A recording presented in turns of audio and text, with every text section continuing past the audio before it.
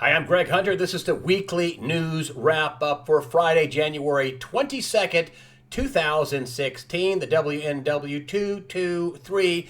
And it appears that the economy is, the decline of the economy is so obvious that even some of the financial elite are admitting that it's tanking.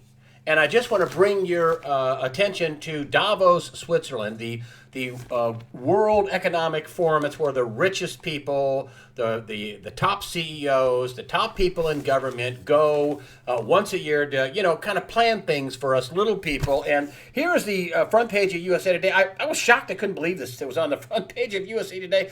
CEOs' pessimism over global economy rises. And I'm telling you that and this is unbelievable. That actually, if you read the story, they soft pedal the headline really about how really bad it is. Only 20% of 1,400 CEOs surveyed think the economic growth will improve in 2016 globally. Only 16% of CEOs in North America were optimistic that things would get better. And if you want to give a shout out to the quote of the year, the financial quote of the year from George Soros, the multi-billionaire George Soros, he said, Yellen may have mistimed liftoff, with that rate rise. You think? I mean, George Soros is talking about, a quarter of a point that's caused all this calamity, and some people were soft pedaling. Oh, it's only a quarter of a point. It's only, it's really not very much. Well, not very much if we had, a tenth of the debt. We grew the debt since the 2008 calamity, something like almost $60 trillion. GDP is a little less than global GDP, a little less than 70 trillion. We grew the debt by $60 trillion. We didn't pay anything off. And so, maybe a quarter of a point with that kind of a horizon looks pretty shaky. Of course it does. It looks shaky. And remember, USA Today, as I've been telling you for the past several years, there is no recovery. There's recovery on Wall Street. There's no recovery on Main Street. There is no recovery. There's no real recovery. And that's evidenced by the fact that we are still, according to the Federal Reserve, in an emergency posture. That's what 0 to 2.5% rate increase is. Then they raised it a quarter. It's 0.25 to between 0.25 and 0.50. This is emergency posture still. That means we still have an emergency. There's no recovery. And you've been told this over and over again, lied to, or at least that, or the media is so buffoonish, they don't know what's going on. But here we go. There's finally some truth. This past week, USA Today, Wall Street wild ride shows no signs of slowing down. Actually, according to Michael Pinto from Pinto Portfolio Strategies, as a money manager, he's like a human computer. He's going to be the interview on the early Sunday release, and he says the stock market's going much lower. Remember, Pinto said several months ago that the bubble is really in central bank confidence. You think that bubble's bursting right now? Pinto comes on and kills it. He's like a human a thesaurus of financial data. He's really entertaining to listen to because it's like, bing, he says it, I get it. Here's another, it'll be on Sunday, early Sunday release, Michael Pinto, money manager, Pinto Portfolio Strategies. Again, this is USA Today. This is what? Fear spikes as stocks stall, and Pinto says this trend line down here, it's going much lower. Now, I'm pointing out USA today because these are the folks that I have been telling you, and this is the nation's news. This is their opinion. This is the nation's news.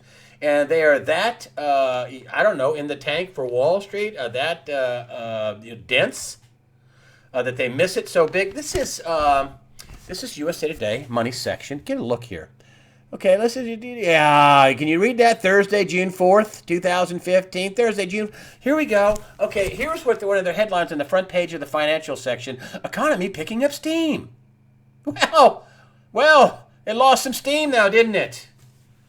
Here's another one. This is.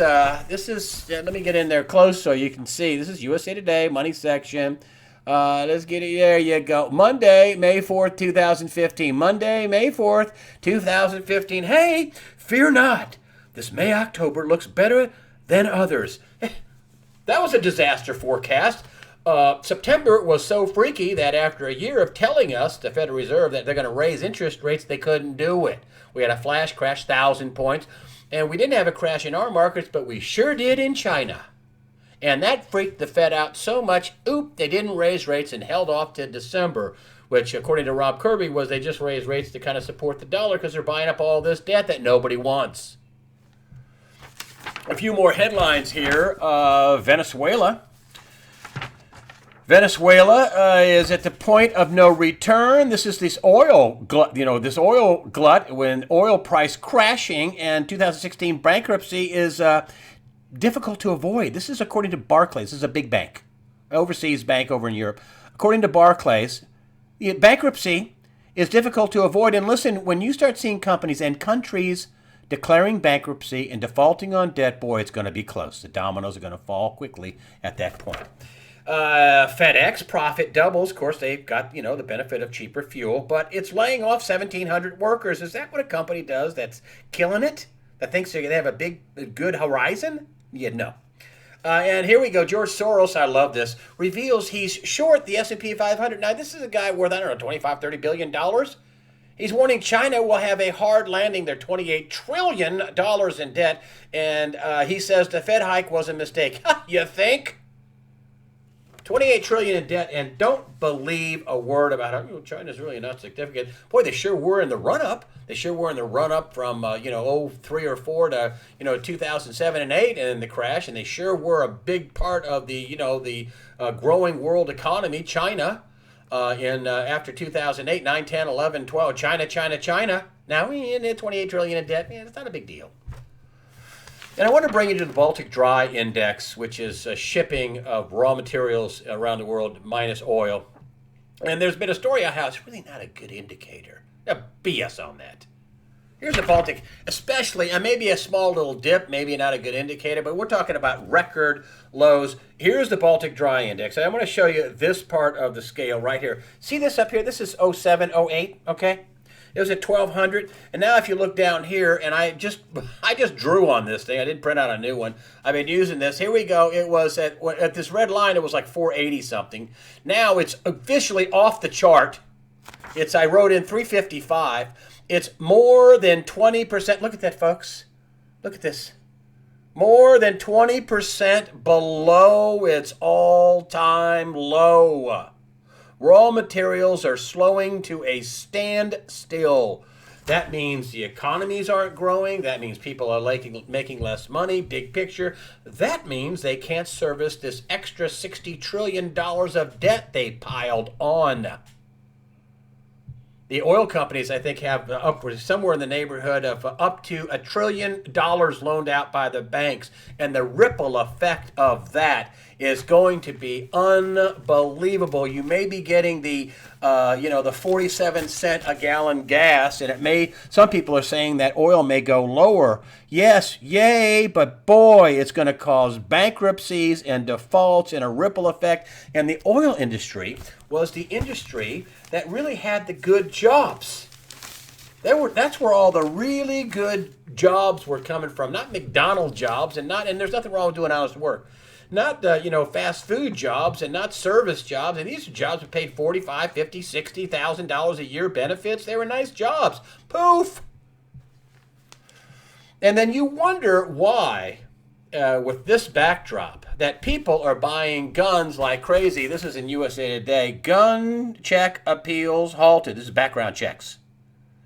And last year, 2015, another record year, 23 million people got a background check so they could buy a gun. Is part of this the terrorism that we're seeing? The Muslims out in the radical Muslims. Not all Muslims are bad. The radical Crazyville Muslims that killed 14 people and wounded 23, 22, 24, whatever. As part of that, yes, but I think part of it is because the economy is bad. Everybody knows there's something wrong. There's something wrong.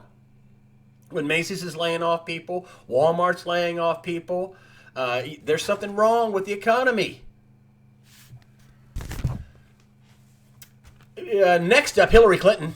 Listen, USA Today didn't cover the story. They didn't cover the story.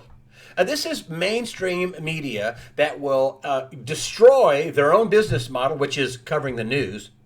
No matter who breaks it. I mean, last week, we had a couple of weeks ago, we had the FBI expanding their investigation into the Clinton Foundation. USA Today didn't cover it. Mainstream media didn't cover it. That was a Fox story. But listen, if Fox lied, which they didn't, they had three sources. Catherine Herridge, who's a good reporter by all observations, my observations. They expanded their investigation. They sat on that story till she got enough people on board, good sources, to say, yeah, we're expanding it. They got 150 FBI agents on it. Well, now in Senate testimony, we find out new information about from the Inspector General for the intelligence community that what Mrs. Clinton had on her server was beyond classified and top secret. What she had on her private server, according to Inspector General that's initial I, Charles McCullough, and he told two different Senate committees in testimony on Capitol Hill, hey, that's a pretty good source, isn't it? Isn't that a pretty good source? Sworn testimony in the Senate? And he said the information that they found and information and messages on the server was beyond classified. It was a special access programs, SAPs is the acronym, SAP, special access programs, and it's reported by multiple intelligence sources that disclosing these passwords and information and emails could get people killed.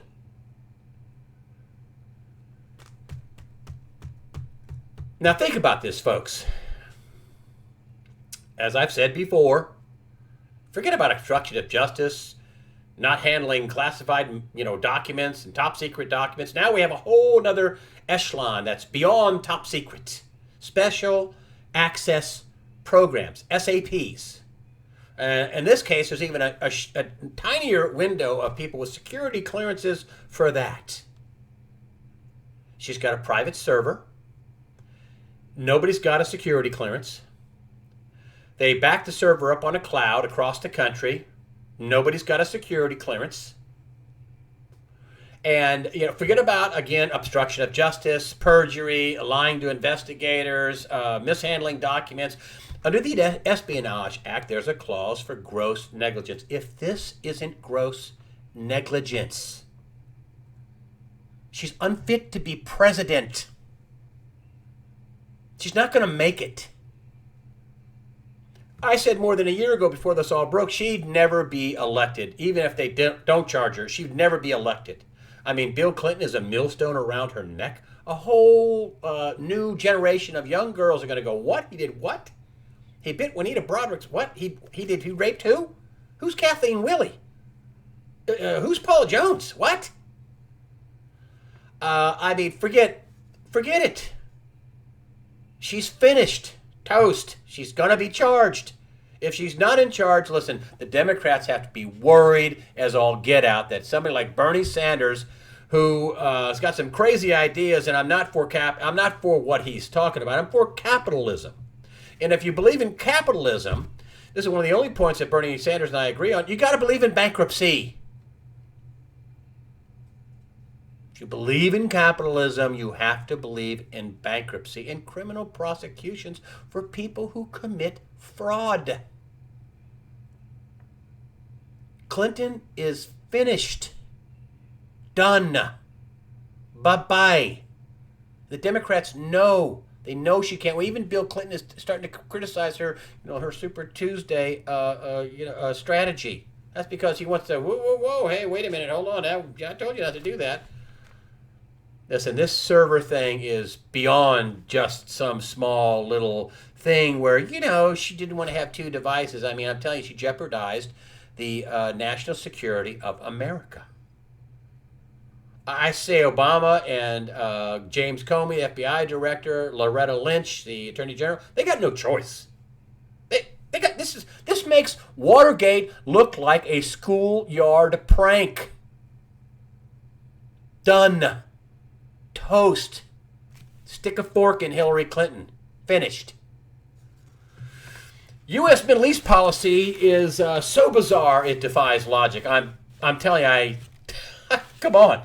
So we have, this is a family of one of the hostages released. We had 5 hostages released.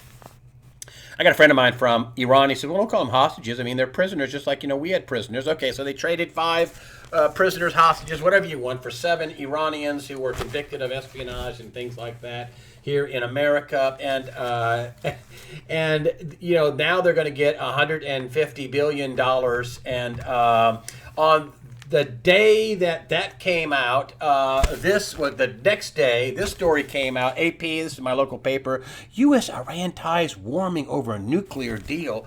And let me just read you one of the lines that just makes me want to barf. And it says, now this came out the next day after they released the people. Nevertheless, back-to-back breakthroughs reflect painstaking diplomacy by Kerry administration, by Kerry and administration officials. There is no breakthrough. There is no signed deal. Let me say it again. According to John Kerry's State Department, in a letter to Mike Pompeo, there is no signed deal, and there's not going to be a signed deal. So one day, they release 5 Americans, and they release $150 billion, and the Iranians get 5 people back. And the next day, the U.S. levels new sanctions on Iran because of their ballistic missile testing. I kid you not, folks. I can't make this up. Is that wackadoodle? Do you think maybe this should have been brought up with the nuclear deal? So one day they 1 week they're taking our sailors and holding guns to their head, and then we make a deal to exchange these prisoners, and then we give them back $150 billion, I guess, and the U.S. levels new sanctions on Iran the very next day. What? Wackadoodle, cuckoo time, crazyville. It makes the United States look schizophrenic and completely without any kind of integrity whatsoever. Pushovers, idiots. Like Donald Trump says, and I hate to quote Donald Trump because I'm not stumping for him, incompetent. Incompetent. John Kerry, when this negotiation, none of this money is going to be able to be used for terrorism. I mean, it's reported on CNN that John Kerry in Davos, Switzerland, where all the bigwigs think this is a good idea. He says, some of the money is going to go to terrorists. What? Some of the $150 billion, I can't stop everything. Some of the money is going to go to terrorists. Hezbollah, Hamas, whatever terrorist group that the Iranians are backing. According to the John Kerry State Department, they are the #1 state sponsor of terror. Please don't write me and tell, America's the #1. No, I'm talking about officially with John Kerry and the State Department. This is a fact. And we level new sanctions on Iran over their ballistic missile testing the next day after handing them $150 billion. John Kerry says, it's really more like, 57 billion. I don't believe a word he says. There's no signed deal. It's unbelievable. Hey, way to go, John Kerry. Way to go. You should be nominated for a Nobel Peace Prize, just like your boss got a Nobel Peace Prize and then started bombing Libya and started the whole, the thing in Syria where 250,000 people have died so far. And yeah. Peace. This is going to, as I've said, and I predicted this summer, that the deal would ramp up the possibilities of war, and it is doing so. And this is like the Hatfields and McCoys, Sunni and Shia. Iran is Shia. The Sunni is the Arab world, but 85-90% of the rest of the Muslim world is Sunni. They're freaking out. This is not a path for peace. It's a path to an arms race, a nuclear arms race, and I think, and I hope I'm wrong, it will end in a war, and a pretty dang big one. That's the way I see it. I'm Greg Hunter. Thank you so much for supporting USA Watchdog with your comments and your donations. That helps us out. Fear not. Prepare yourself mentally, physically, and above all, spiritually. Fear not. God the Father is in charge.